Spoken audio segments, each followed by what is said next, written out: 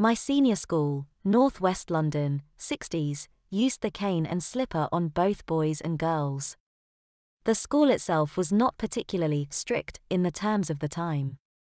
In terms of the state schools that used corporal punishment at that period, it possibly tended to use this method rather more than others, such as detention or lines. This simply because being less strict than, say, a typical girls' private school of the time, these methods were either ignored or were considered, and were, ineffective. I have had the experience of the reality and effects of attendance at really strict schools with my daughter and stepdaughter who attended reasonably well-known UK private girls' schools relatively recently.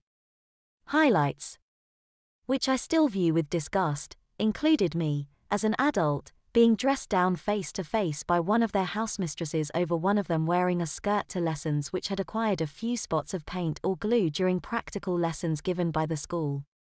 This was when I could not possibly be aware as they were then boarding. The other incident is possibly more serious and in my view should have led to further action. However, it did not happen to either of my girls, but did to one of their friends. At one of the schools during winter and in an intermittent rainstorm, a teacher insisted that a girl standing outside the school waiting for her parents should remove the non-regulation raincoat she was wearing, as it was not approved uniform, and wait as she got progressively wetter and colder. This was apparently a common occurrence. The official coats were very expensive and very unfashionable. The girls had literally to be forced to wear them, and the parents forced to buy them. Getting back to the treatment of boys and girls at UK schools I attended as a girl. At primary school the slipper was used for both, quite rarely, but typically in front of the class, and the cane very rarely, but believed to be applied to both for serious offences. Boys tended to commit more serious offences than girls, although I seem to remember a theft by some older girls from the girls' cloakroom at one stage. I was aware of one slippering, a boy and a girl, which took place in the next-door classroom to ours for going out of school at playtime. I never saw the event although of course, we questioned them about it afterwards. 3 on the bottom, bending over. The cane was mentioned once or twice in assembly for thefts and such, actually after the event and punishment now I think about it. These people have had the cane, and the matter is closed etc., but took place only in the headmaster's study. I was only vaguely aware at the time, and never knew anyone who got it, or admitted they had. All of us, girls and boys, at that time expected the cane was given on the bottom, like the slipper. I can't remember feeling in danger of getting either at primary school.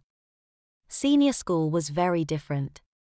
This was a big North London school, actually, originally a secondary modern school at that time converting to a full, comprehensive. The headmaster, we believed, had come from the boys' private school sector in the UK, which at that time according to my male friends and public record, used the cane extensively, including allowing older pupils such as prefects to beat younger boys. At this school, the cane was used for both boys and girls.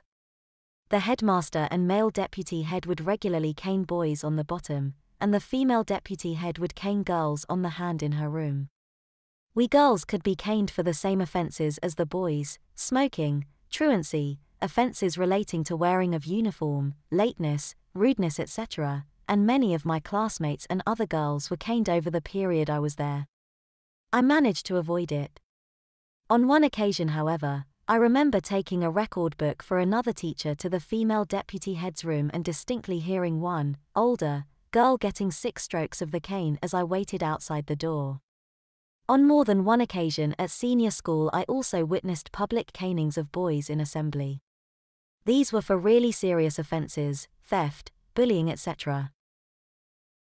The headmaster would announce that the school would wait behind after the final hymn.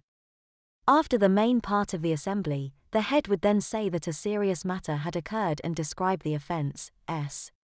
The whole school then witnessed the boy, or boys, being called out from the audience to the stage. The head would then say something about these boys are now going to be punished, and either ask one of the other teachers, e.g. deputy heads, on the stage to get the cane from the side of the stage or sometimes it was on the table in front of him. He would then take the cane and call the boy or one of the boys to the middle front of the stage, in the area in front of the table. The boy was then told to face the right hand, from our viewpoint, side of the stage and bend over.